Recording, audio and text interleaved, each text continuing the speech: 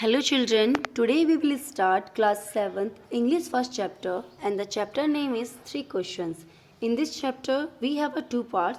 So first we will read the first part of this chapter. So let's start reading. The thought came to a certain king that he would never fail if he knew 3 things. तो एक बार एक राजा के मन में एक विचार आता है कि अगर उसे 3 बातों का पता हो तो वो कभी भी फेल नहीं हो सकता. These 3 things were: what is the right time to begin something, which people should he listen to, what is the most important things for him to do. तो वो 3 बातें होती हैं कि किसी भी कार्य को शुरू करने का सही समय कौन सा है और ऐसे कौन से लोग हैं जिनको सुनना उसके लिए बहुत ही ज़रूरी है और ऐसे कौन से काम हैं जो कि उसके लिए करना बहुत ही इम्पॉर्टेंट है. The king therefore sent messengers throughout his kingdom, promising a large sum of money to anyone who would answer these 3 questions. तो जो किंग होता है वो अपने किंगडम में मैसेंजर के थ्रू ये मैसेज पहुंचाता है और प्रॉमिस करता है कि जो कोई भी मेरे इन 3 क्वेश्चंस का आंसर अच्छे से देगा तो उसको रिवार्ड में वो मनी देगा.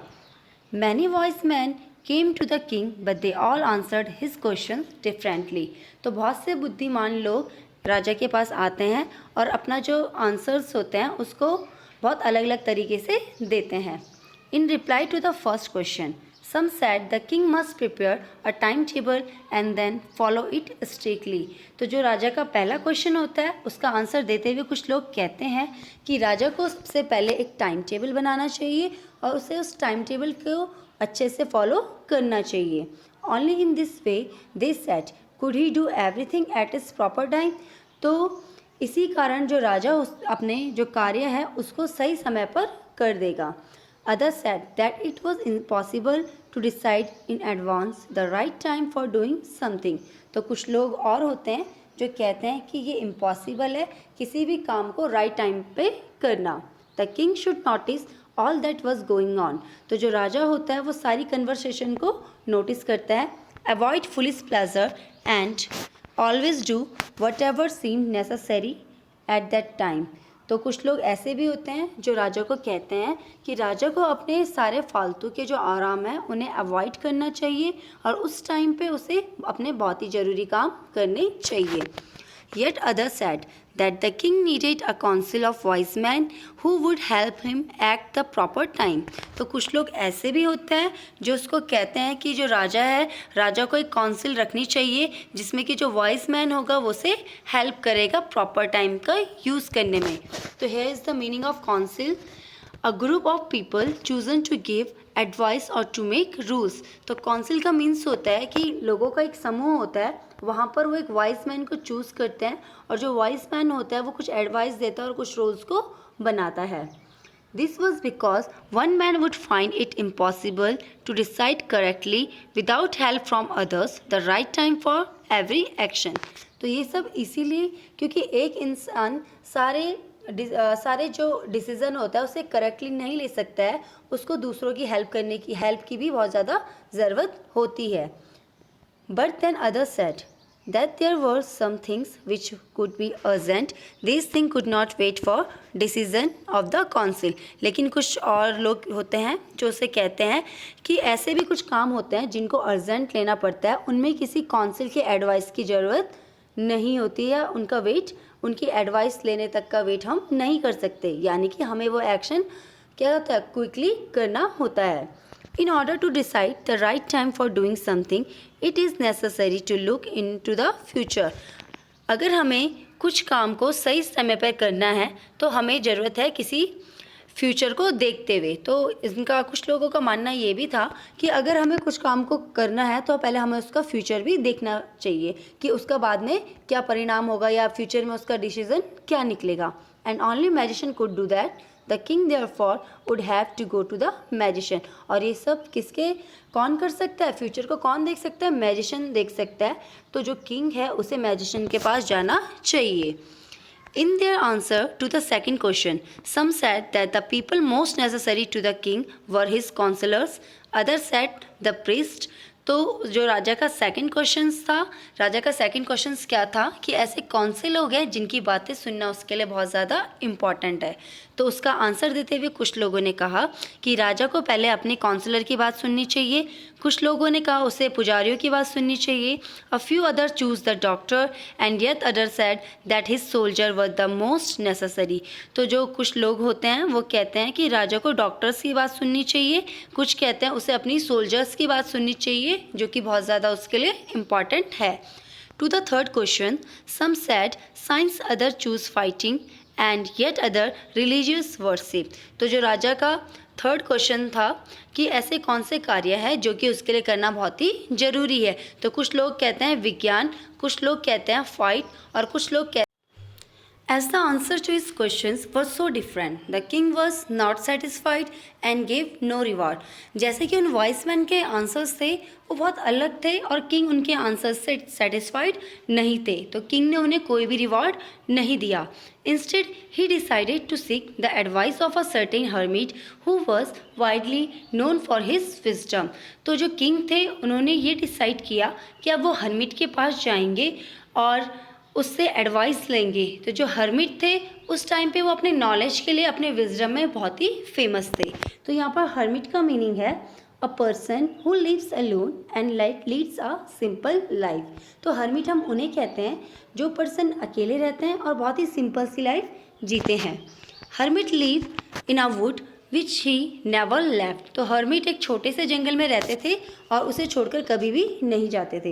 ही saw no one but simple people and so the king put on ordinary clothes. तो जो हर्मिट थे वो किसी को नहीं देखते थे बजाय साधारण मनुष्य के। तो जो किंग होते हैं उन्होंने डिसाइड किया कि वो ऑर्डिनरी क्लॉथ्स पहन के हर्मिट को मिलने जाएंगे। Before he reached the hermit hut, the king left his horse with his bodyguard and went on alone.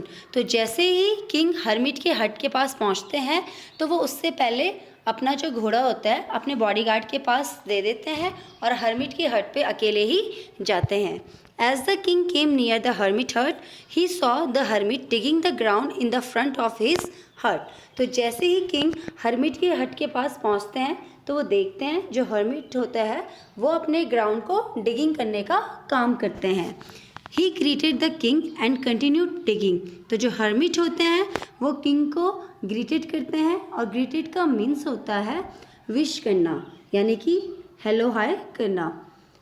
The hermit was old and weak and as he walked he breathed heavily. तो जो hermit होते हैं वो बहुत ज़्यादा बूढ़े होते हैं और कमज़ोर होते हैं, तो जब वो अपना काम कर रहे होते हैं तो उनकी जो सांसें हैं वो बहुत ज़्यादा तेज होती जा रही थी। The king went up to the hermit and said, I have come to you wise hermit to ask you to answer 3 questions. तो किंग होता है वो हर्मिट के पास जाता है और उसे कहता है कि मैं आपके पास इसीलिए आया हूँ क्योंकि मैं आपसे 3 क्वेश्चंस के आंसर पूछना चाहता हूँ। How can I learn to do the right things at the right time? Who are the people I need most and what affairs are the most important? तो जो किंग होते हैं वो हर्मिट से कहते हैं कि मुझे ऐसे कौन से काम है जो मुझे सही समय पर करने चाहिए, ऐसे कौन से लोग हैं जिनकी बातें मुझे सुननी चाहिए और ऐसे कौन से काम हैं जिनको करना मेरे लिए बहुत ज़्यादा इम्पॉर्टेंट है। The hermit listen to the king but did not speak, he went on digging. You are tired said the king, let me take the spade and the work in your place. तो जो hermit होते हैं वो king की बात सुनते हैं लेकिन वो कुछ भी नहीं कहते हैं। तो जो और वो क्या करते हैं, अपना डिगिंग करना शुरू कर देते हैं। तो जो किंग होता है वो क्या कहते हैं, हर्मिट से कहते हैं कि आप बहुत ज़्यादा थक चुके हो, आप अपना ये स्पेड मुझे दे दीजिए, मैं आपके प्लेस पर काम करूँगा। तो यहाँ पर एक वर्ड आया है स्पेड, इसका मीनिंग होता है कुदाल। तो वो उस किंग हर्मिट से कहते हैं कि आप अपनी कुदाल मुझे दे दीजिए, मैं आपके प्लेस पर वर्क करूँगा। Thanks said the hermit, giving the king his spade, then he set down on the ground.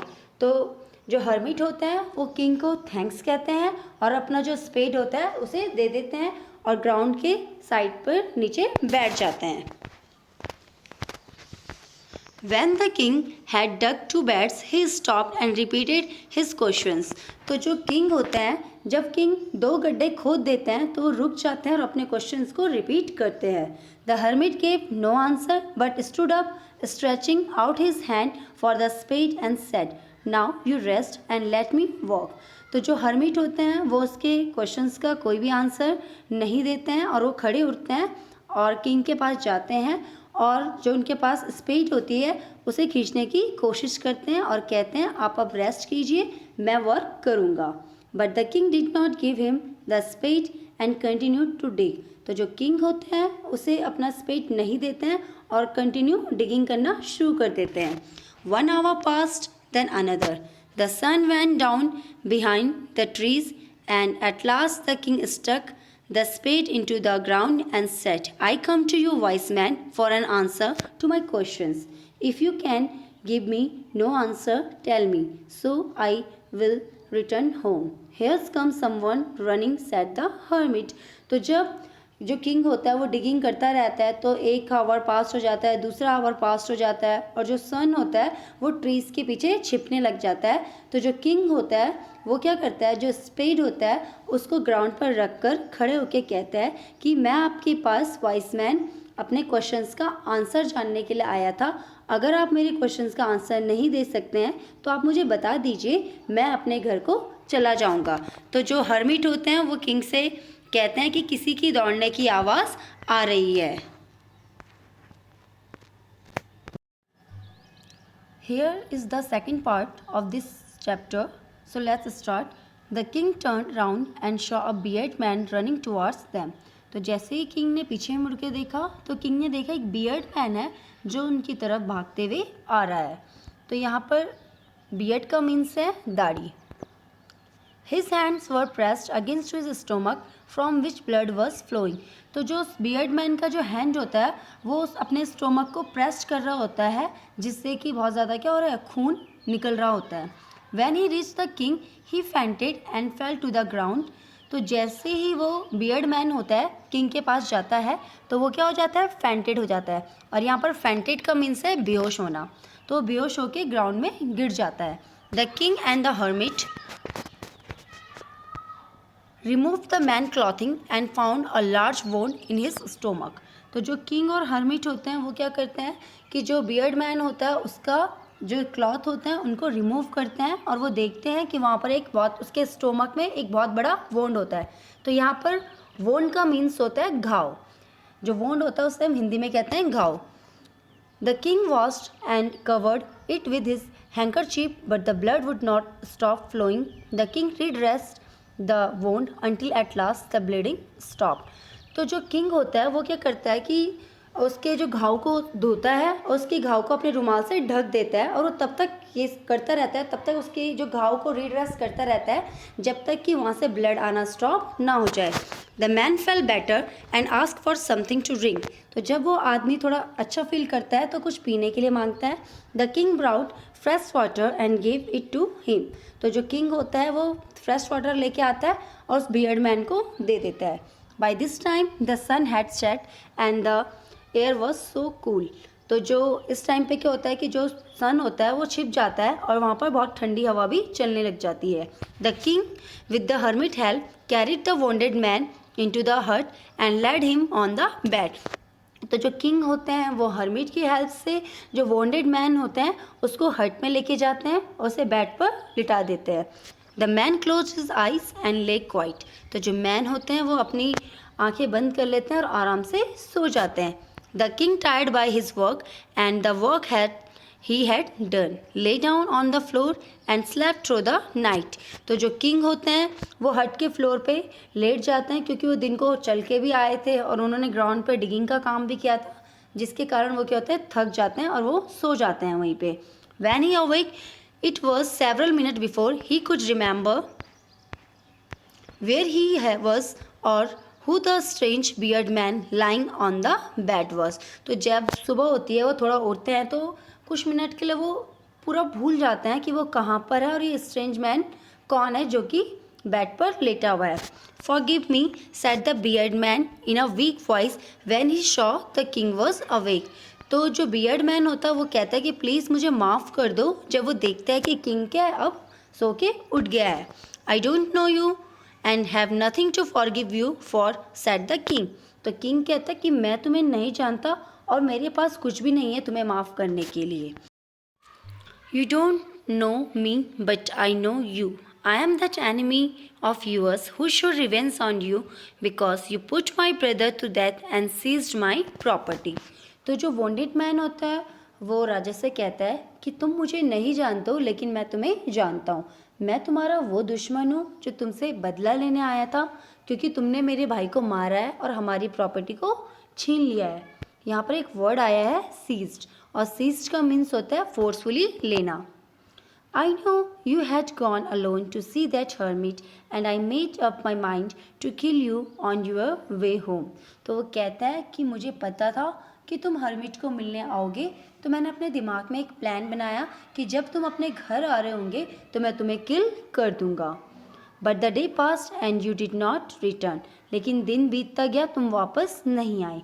So I left my hiding place and I came upon your bodyguard who recognised me and wounded me. तो वो कहता है कि मैंने अपने के लिए छुपने के लिए जगह बनाई, लेकिन जो तुम्हारा बॉडीगार्ड था उसने मुझे पहचान लिया और उसने मुझे घायल कर दिया। I accept from him, but I should have died if you had not dressed my wounds. तो वो उसे कहता है कि मैं तो उसके हाथों मर ही जाता अगर तुम मेरे घाव को रिड्रेस नहीं करते। I wish to kill you and you have saved my life. तो वो कहता है मैं तुम्हें यहाँ पर मारने आया था लेकिन तुमने मेरी लाइफ को सेव किया है। Now if I leave, I will serve you as your most faithful servant and will order my son to do the same. Forgive me. तो कहते हैं कि अगर अब मैं जिंदा रहूँगा तो मैं तुम्हारा एक फेथफुल सर्वेंट बन के रहूँगा, एक लॉयल सर्वेंट बन के रहूँगा, और मैं अपने सन को भी ये ऑर्डर दूंगा कि वो भी तुम्हारे फेथफुल सर्वेंट बनकर रहें, प्लीज़ मुझे माफ़ कर दो। The king was very happy to have made peace with his enemy so easily and to have won him over as a friend. तो जो किंग होता है वो बहुत ज़्यादा खुश होता है क्योंकि उसने बहुत आसानी से अपने दुश्मन को अपना दोस्त बना दिया था और उसका एक दुश्मन अब हट गया था। He not only forgave him but said he would send his servant and his own doctor to look after him and he promised to give back the man his property. उसने केवल उसे माफ़ी नहीं किया बल्कि उसकी देख रेख के लिए अपने डॉक्टर्स और अपने सर्वेंट को भेजने का प्रॉमिस भी किया, और उसने ये भी कहा कि मैं तुम्हारी प्रॉपर्टीज़ को वापस कर दूंगा। Leaving the wounded man the king went out of the hut and looked around for the hermit. तो जो किंग होता है वो वॉन्डेड मैन को छोड़ के हट के और बाहर की ओर आता है और हर्मिट को देखने के लिए जाता है। Before going away he wished once more to get answer to his question. तो जाने से पहले वो एक बार जानना चाहता था, उसकी एक इच्छा थी कि वो अपने तीनों क्वेश्चंस के आंसर सुन ले। The hermit was on his knees showing seeds in the bed that had been dug day before. तो जो हर्मिट होते हैं वो क्या करते हैं कि अपने नीज डाउन में होके जो बेड से जो राजा ने डिगअप किए थे उस पर सीड्स लगाने का काम कर रहे होते हैं। The king went up to the hermit and said, For the last time I beg you to answer my questions, wise man. तो जो राजा होते हैं वो हर्मिट से कहते हैं कि मैं last bar You have already been answered, said the hermit, still bending down to the ground and looking up at the king as he stood before him. तो जो हर्मिट होते हैं वो किंग से कहते हैं आप ऑलरेडी आंसर जान चुके हैं, और ये सब बातें हर्मिट ग्राउंड में बेंडिंग डाउन होके कहते हैं, और जो किंग है वो हर्मिट के सामने खड़े हैं। How have I been answered, what do you mean. तो जो किंग होते हैं वो हर्मिट से कहते हैं कि मैंने कैसे आंसर दिया, आपका क्या मीन्स है कहने का। Do you not see, replied the hermit. तो हर्मिट रिप्लाई करते हैं कि आपने नहीं देखा। If you had not pitied my weakness yesterday and had not dug up these beds for me you would have gone away. तो वो कहते हैं अगर आप कल मेरी कमजोरी नहीं देखते और आप मेरे लिए मेरे ग्राउंड पे ये 2 गड्ढे नहीं खोदते तो आप यहाँ से जा चुके होते। Then that man would have attacked you and you would have wished you had stayed with me. तो जो मैन है वो आप पे अटैक करता, लेकिन आपने विश किया मेरे साथ यहाँ रहने को। So the most important time was when you were digging the beds. तो आपके लिए उस टाइम पे आपका सबसे इम्पॉर्टेंट समय कौन सा था? जब आप क्या कर रहे थे? डिगिंग करने का काम कर रहे थे। And I was the most important person. तो उस टाइम आपके लिए सबसे ज़रूरी पर्सन कौन था? मैं था। And to do me good was your most important business. और मेरे साथ अच्छा करना आपका उस टाइम पे सबसे ज़रूरी काम था। Afterwards, when the man ran to us, the most important time was when you were caring for him, because if you had not dressed his wounds, he would have died without having made peace with you. तो कहता है उसके बाद आपके लिए सबसे important time क्या था? जब वो वॉन्डेड मैन आपके पास आता है, आप उसकी केयर करते हो। अगर आप उसके वॉन्ड्स को रीड्रेस नहीं करते तो वो मर जाता। अगर वो मर जाता तो वो आपका फ्रेंड नहीं बनता। So he was the most important man and what you did for him was your most important business. तो उस टाइम पे वो आपके लिए सबसे ज़्यादा इम्पॉर्टेंट पर्सन था और आपने उसके साथ कितना अच्छा किया वो आपके लिए सबसे ज़रूरी काम था। Remember then there is only one time that is important and that time is now. तो वो कहता है हमारी लाइफ में सिर्फ एक ही टाइम इम्पॉर्टेंट होता है और वो इम्पॉर्टेंट टाइम है प्रेजेंट का। It is the most important time because it is the only time we have any power to act. तो जो प्रेजेंट का टाइम है ये बहुत ज़्यादा इम्पॉर्टेंट है क्योंकि इस टाइम पे हमारे पास बहुत सारी पावर्स होती है और उन सारे पावर्स का हमें यूज़ करके एक्शन करना होता है। The most necessary person is the person you are with at a particular moment, for no one knows what will happen in the future and whether we will meet any one else. तो सबसे important person आपकी life में कौन है? जो आपके हर moment में आपके साथ है। फ्यूचर में क्या होगा, फ्यूचर में कौन लोग आपके साथ होंगे, इसका पता किसी को भी नहीं है। The most important business is to do that person good because we were sent into this world for that purpose alone। तो सबसे ज़्यादा इम्पॉर्टेंट काम क्या है कि जो लोग हमारे साथ हैं हमें उनका अच्छा करना चाहिए क्योंकि हमें इस दुनिया में इसीलिए भेजा गया है दूसरों का अच्छा करने के लिए। And the story was written by Leo Tolstoy. Thank you.